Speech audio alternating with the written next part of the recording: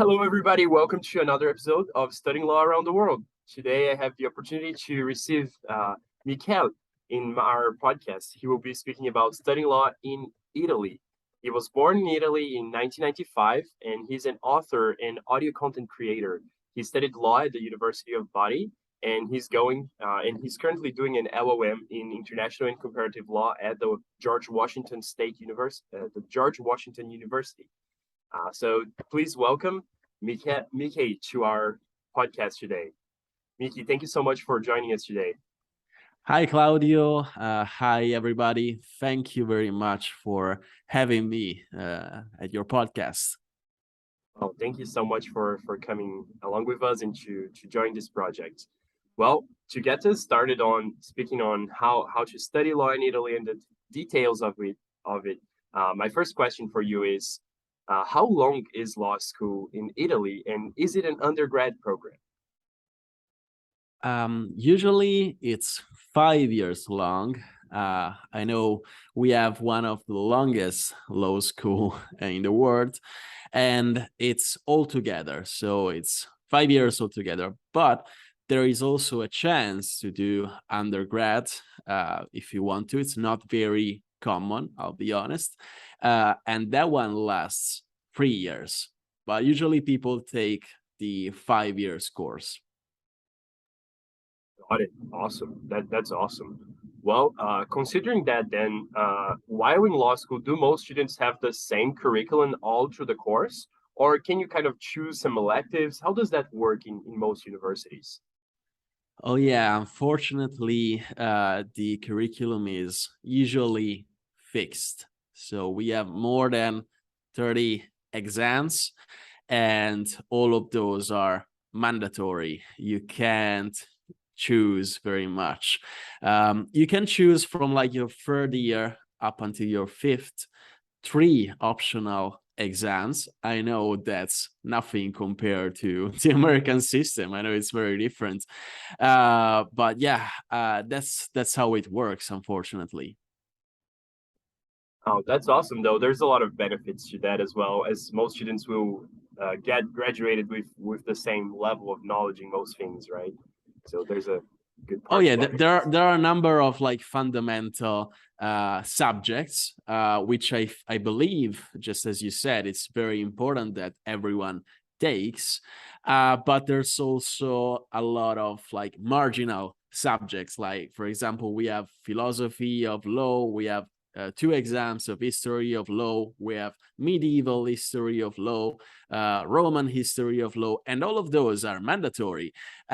So yeah, personally, I would, if I were in the Italian institutions, I would take some of those off the list and make it easier for people to graduate and to enter the job market as soon as they can. Because I'm saying unfortunately when I'm talking about this, because the problem where I'm from is basically the job market. It's not very dynamic once you get out of law school. And I believe we'll get to speak about this later during our conversation. There's a lot of competition because there's a lot of people graduating from law school, but there's not many jobs. So that's a conflict. Fantastic. That makes a lot of sense. So, talking about the classes you'd normally take in law school, and then having this fixed amount of subjects and tests you got to take. Are there classes that you could take in other languages, or are they all in Italian? Like, do you have any classes you could take in English, for example? Well, in my experience, I would have to say, no, that has never happened to me. We have comparative law, comparative private law, comparative state law, but all of those are usually in Italian by design. Uh, I come from medium, small university, medium, small city in Italy. So there are places like, for example, up in the north in the University of Trento, which is actually an hybrid. So you would have part of the lessons that are actually in English and part in Italian. I would recommend that. If I could go back, maybe I would take one of those courses in that university. But usually, no. Normally in Italian university, all of the classes are also in Italian. Got it. Understood. Well, now kind of transitioning a little bit into the job market, what are some of the requirements for one to become a lawyer in Italy? Do you guys have a bar exam? We do have a bar exam, and before that, it's mandatory that you do at least 18 months, so 1 year and a half, practicing in a law firm. So yeah, those are the requirements, I would say. And Got it. also let me add, the bar exam, you can only take it up until 3 times in your life. So if you don't pass it, that's gonna be trouble, I would say. And it used to be made of 2 different tests, one written and one oral, if you pass the written one. But now after COVID, I believe it has changed, and it's 2 oral tests in like 4/5 months distance from one to each other. Wow, that's very interesting. Well, still talking about this question of requirements to become a lawyer. Would you happen to know a little bit of how could like a foreign lawyer become a lawyer in Italy, for example?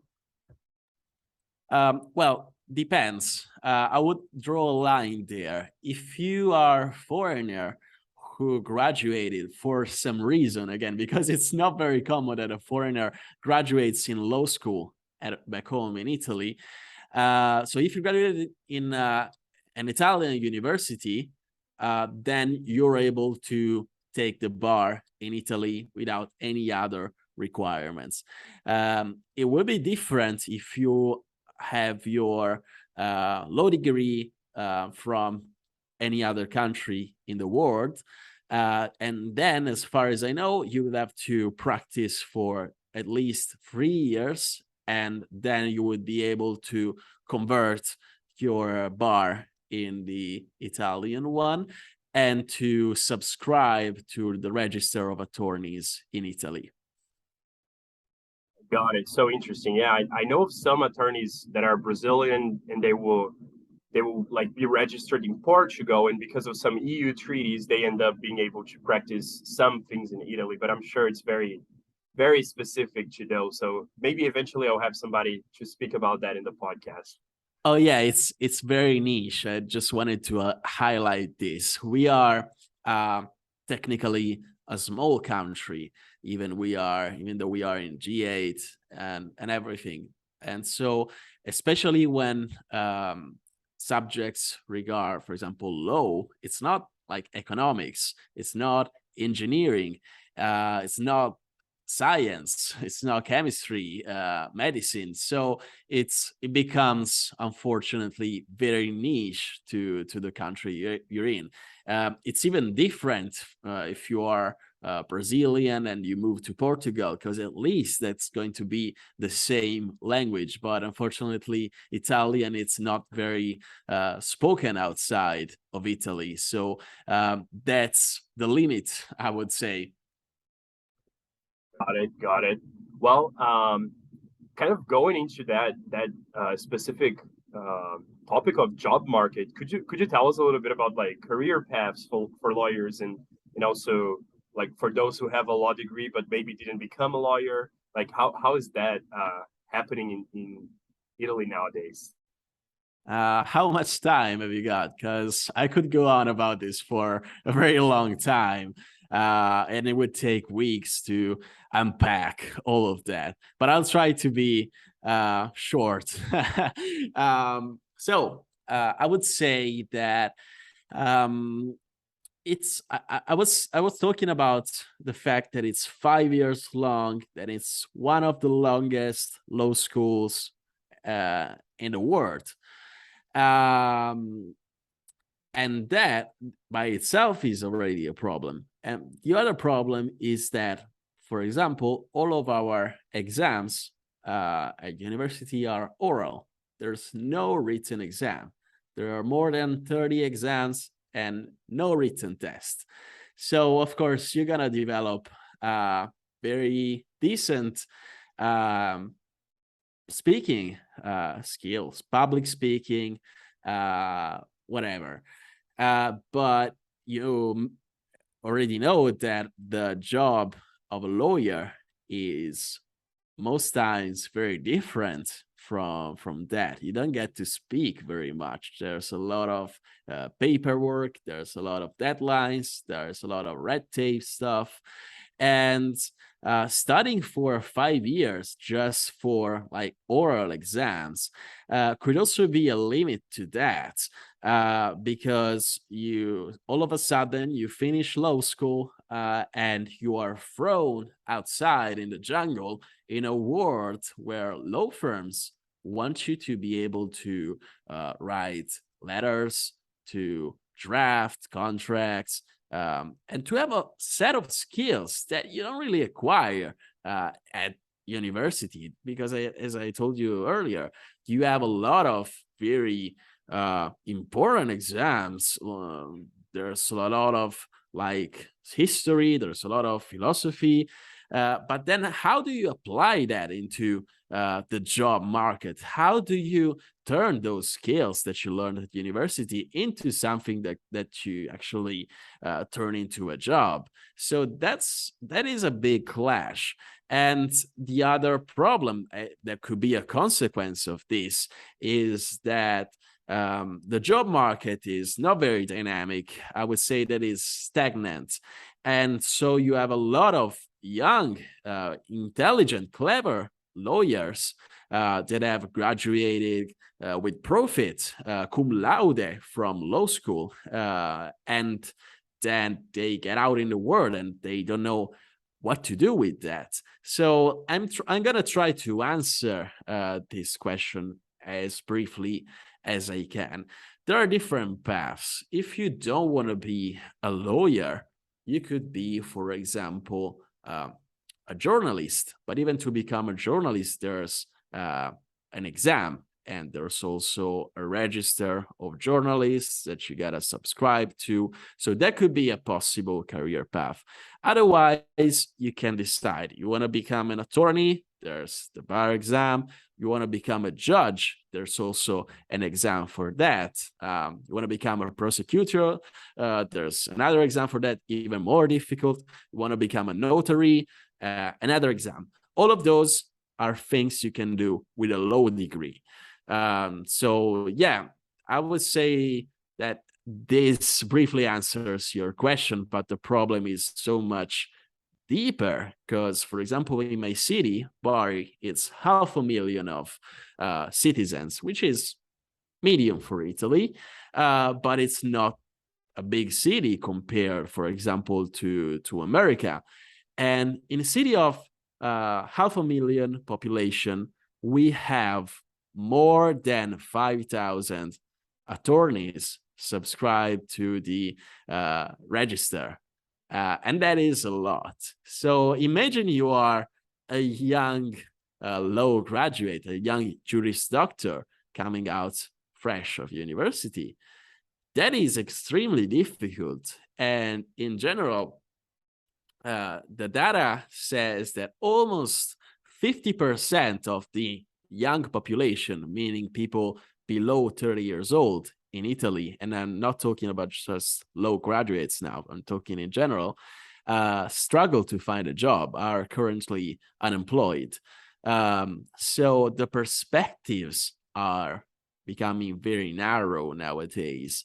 I believe one thing that you could do now, a solution that many people are looking for actually, is working for one of those big corporations, like the big four, for example, EY, all of those, PwC. And so you have a lot of people migrating to Rome to Milan, because those are the biggest cities in Italy, and it's also where these big companies are located as well. So a solution that many colleagues that I used to have at university are adopting is that, instead of being a freelance, for example.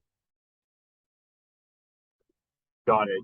Well, that's so interesting because I feel like we face some of the same challenges in Brazil, even though we do have, I guess, a lot of a bigger country, right? So maybe a bigger need as well. But I see that a lot as well of like how many graduates we have every year, and then the big amount of law schools we have in our country. So that's very interesting how I guess you could draw some similarities in that sense. Well, those are always like the main questions I always like to ask people who come to the podcast. So that's what I had in mind. But maybe let me ask you, could you tell us just a little bit about your LLM experience so far? Did you just got started with it? Have you been doing it for a while now? Are you like just beginning? Can you share with us a little bit about your experience? Oh yes, of course. More than happy to do that. Well, LLM is the consequence, probably. The fact that I'm here in the United States is the consequence of what I was talking about earlier. Because personally, I've always found myself a bit limited by those 3, 4, 5 perspectives. Doesn't matter how many there are really, but you can count them on one or two hands, really. So I've always liked languages. I speak 4/5 languages, and especially English. I've been studying English for all my life, and then when I was 20, 21, I decided to combine the English language and the study of English language with the study of law, which is my other passion. And so I started going to UK every summer, 1-2 months every summer, and follow legal English courses, Cambridge, Oxford, London, every summer for 4/5 years. And that really helped me figure out what I would want to be in the future. That helped me find out that I prefer common law to civil law because of the deductive approach, instead of just having 1,000 pages books, 1,000 pages codes if you're lucky, and just having to research for the rule into them, or to know the articles by memory one by one. So I really, that helped me figure out that I like this approach, the common law approach, more.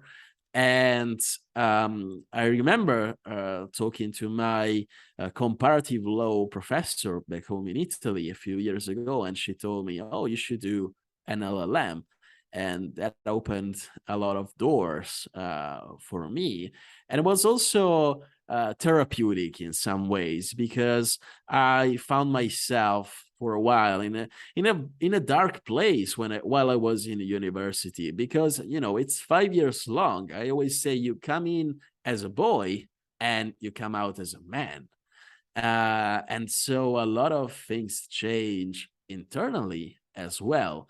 You develop your personality, you understand your goals, you understand what you like, what you don't like, especially what you want to be and what you don't want to be.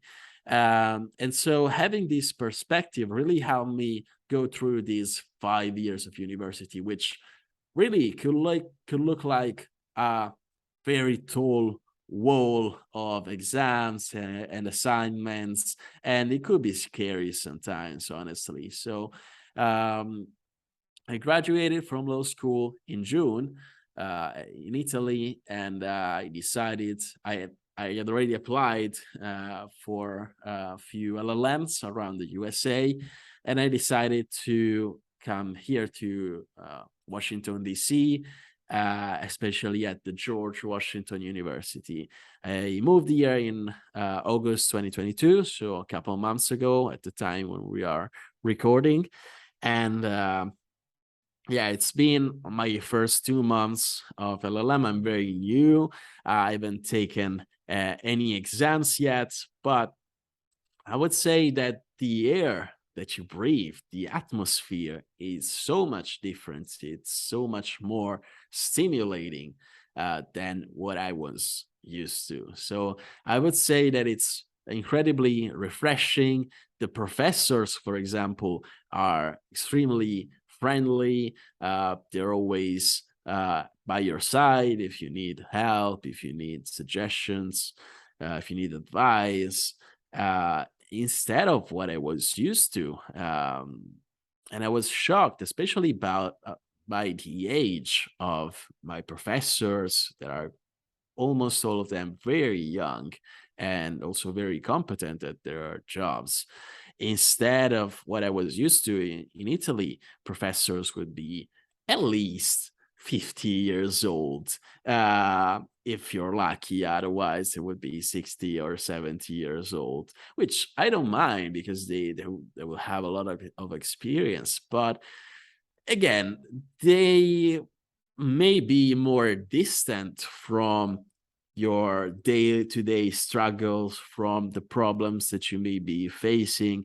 They may not be so supportive and so available. So that's the biggest difference that I've noticed so far, and I really like this approach.